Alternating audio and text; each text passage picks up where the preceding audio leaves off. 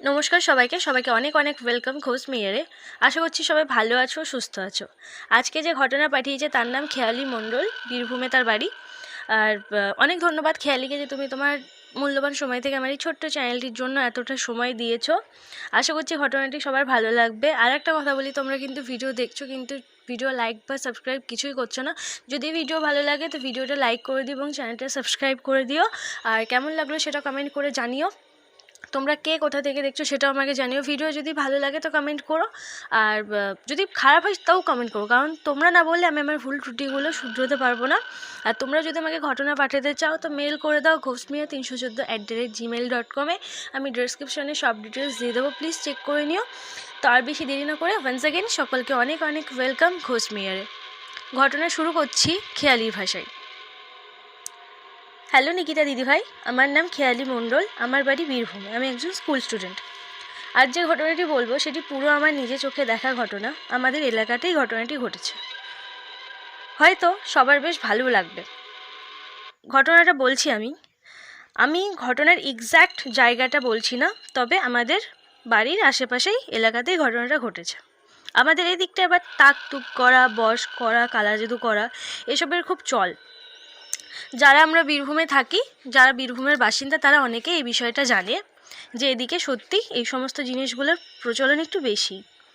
তো এরকমই এক কালা জাদু করা এবং তার ভয়াবহতা যে কতটা হতে পারে সেরকমই একটা ঘটনা তোমার সাথে শেয়ার করছি। আশা করছি সবার ঘটনাটি বেশ ভালো লাগবে।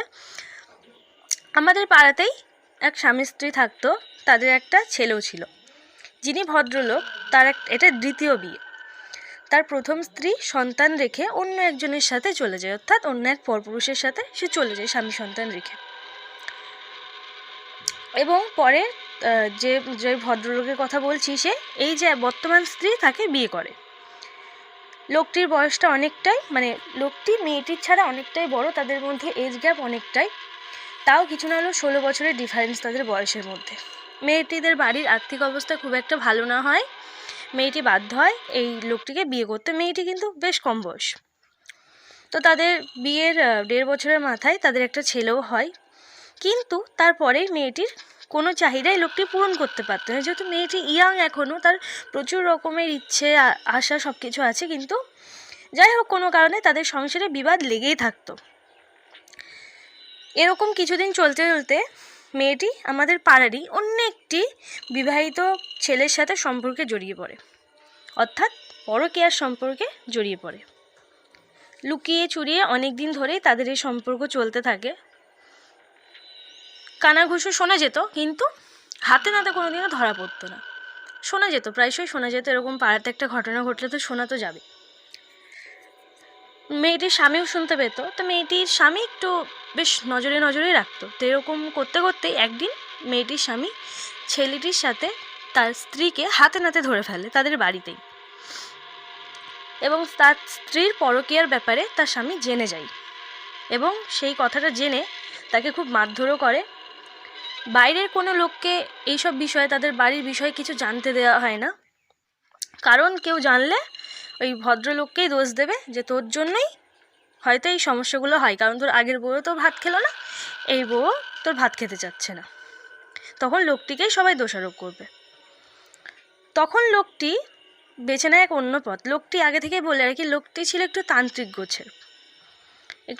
গোছের লোক ছিল। তো সেই সুযোগটাকে সে কাজে লাগায়, সে বেছে নেয় অন্য একটা পথ। আর এই সমস্ত জিনিস খুব ভালো জানতো আর বিশ্বাসও করতো। এই জিনিসটার সুযোগ নিয়ে সে তার বউয়ের ওপর করে কালা জাদু, অর্থাৎ বশটস করার চেষ্টা করে। প্রথম দিকে কিছুদিন এর প্রভাবও পড়ে। মেয়েটি ওই ছেলেটির সাথে কথা বলা বন্ধ করে দেয়, যা হয় আর কি, এবং মেয়েটি সংসারমুখী হতে থাকে। কিন্তু এই রকম বেশি দিন চলতে থাকে না, এরকম চললো না বেশি দিন। কিছুদিন পর থেকে মেয়েটির স্বামী আবার বুঝতে পারে তার স্ত্রী আবার পরকীয়ার সম্পর্কে জড়িয়ে পড়েছে ওই ছেলেটির সাথে, মানে তাদের মধ্যে কোনো সম্পর্ক আছে, নষ্ট হয়ে যায়নি। সেই কথা জেনে সে তার স্ত্রীর ওপর বেশ অত্যাচার করতে থাকে, মানে কারণে অকারণে বেশ অত্যাচার করতে থাকে। মেয়েটির বাড়ি যেহেতু হচ্ছে গিয়ে আর্থিক অবস্থা মেয়েটির বাড়ির খুব খারাপ ছিল, বাপের বাড়ি, সেই জন্য সে বাড়িও যেতে পারতো না, কিন্তু তার উপর খুব অত্যাচার করা হতো। পাড়ার লোকজন যদি কিছু বলতে যেত তো বিভিন্ন রকমের বাহানা দেওয়া হতো। পাড়ার লোকজন হালকা জানতো, কানে ভূষে শুনতে পেতো, কিন্তু সেই বেধড়ক মারধর করা হতো। সে তার স্ত্রীকে খুব মারধর করতো।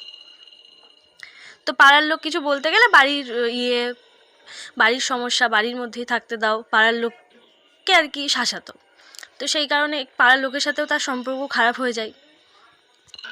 আগে বলে রাখি, তাদের বাড়িতে ছিল তার যে ছোট সন্তান, সে, তার স্বামী এবং তার শাশুড়ি মা, এবং ওই যে মেয়েটির সাথে বিয়ে হয়েছিল কম বয়সী সে, অর্থাৎ সংসারে তারা 4 জন। তো এই লোকটি যখন দেখছে কোনোতেই কিছু কাজ হচ্ছে না, তখন সে এক তান্ত্রিকের সাথে যোগাযোগ করে, অর্থাৎ সে ভদ্রলোক এক তান্ত্রিকের সাথে যোগাযোগ করে। যেহেতু সে এইসব ব্যাপারে একটু চর্চা করছিল, তাই সে জানতো, এবং তার বউয়ের ওপর কিছু কালা জাদু করার চেষ্টা করে, অর্থাৎ বশ করার চেষ্টা করে তান্ত্রিকের সাহায্য নিয়ে। হ্যাঁ, হয়তো সে কার্যসিদ্ধিও করে ফেলে, হয়তো সে করে ফেলে, কিন্তু তার স্ত্রী কেমন যেন হয়ে যায় এই ঘটনার পর থেকে। যে তান্ত্রিকের কাছে যায় বশ করার চেষ্টা করে, তারপর থেকে তার স্ত্রী কেমন যেন একটা হয়ে যায়। তাদের বাড়িতে অনেক রকম খারাপ জিনিসও ঘটতে পারে, বিভিন্ন খারাপ জিনিস ঘটতে থাকে তাদের বাড়িতে। আর মেয়েটি দিন দিন যেন কেমন শুকিয়ে যাচ্ছিল, একদম নিস্তেজ হয়ে যাচ্ছিল, আর কেমন শুকিয়ে যাচ্ছিল পুরো, আর কেমন যেন পাগলের মতো আচরণ করতো, কোনো কাজ করতে পারতো না, প্রায় শয্যাশায়ী হয়ে গেছিল, বিছানাতেই থাকতো সারাক্ষণ। কাউকে যেন সারাক্ষণ আশেপাশে দেখতে পারতো, কেউ যেন আশেপাশেও সারাক্ষণ আছে, আর প্রচণ্ড ভয় পেত এটা দেখে। ওর স্বামী বুঝতে পারে হয়তো এই যে বশ করা হয়েছে ওই কারণেই হয়তো কোনো ডিফেক্ট হয়, কোনো সমস্যা হয়েছে, সেটা ভাবতো।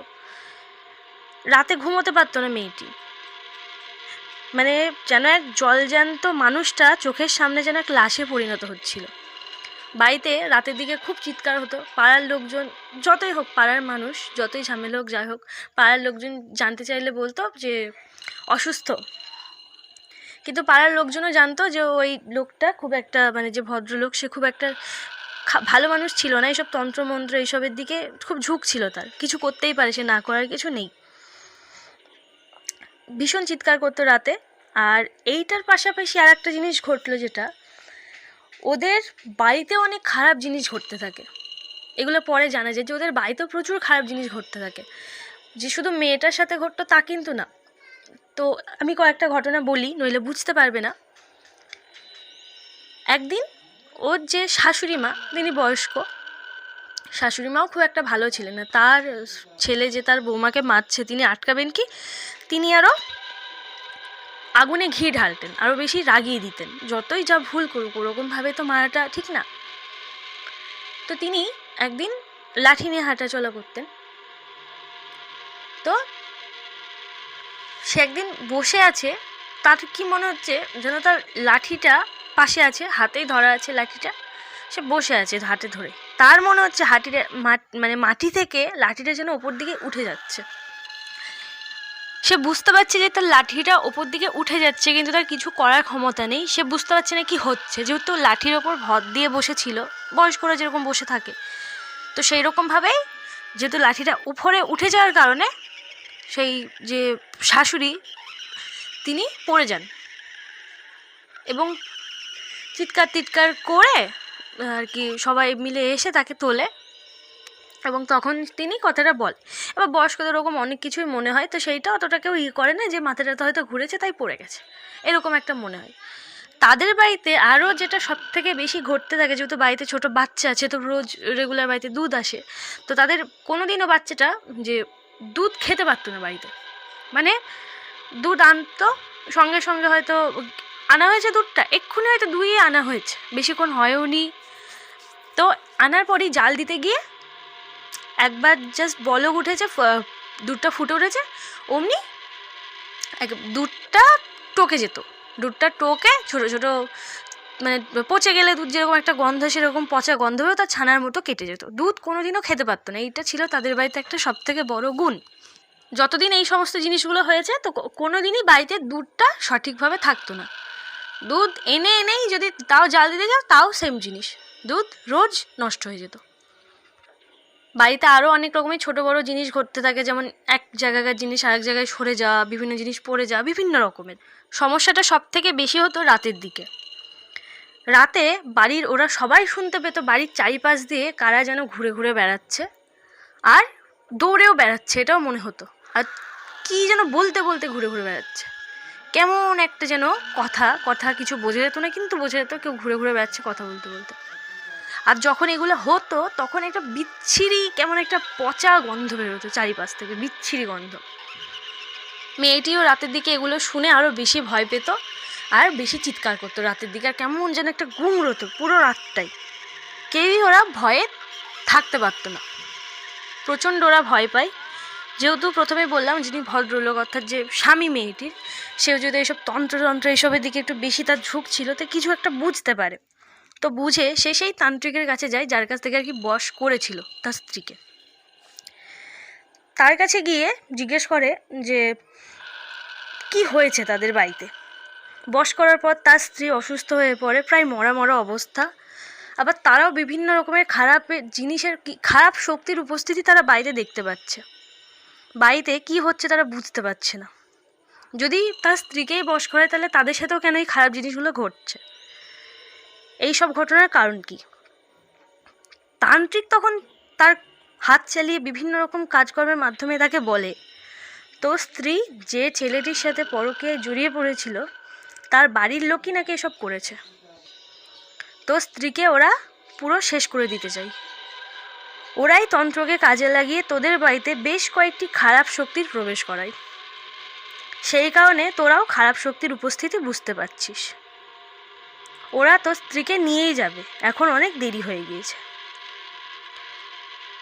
কানাভূষোতে পাড়ার মানুষেরা এই সমস্ত বিষয় জেনে যায়, যেরকম খারাপ কিছু নেগেটিভ কিছু হচ্ছে ওদের বাড়িতে। ওরাই এইটার জন্য দায়ী মেনলি। আর এটা নিয়ে ওদের সাথে বেশ ঝামেলাও হয় পাড়ার মানুষের সাথে। এই কী কারণে ঝামেলাটা হয়?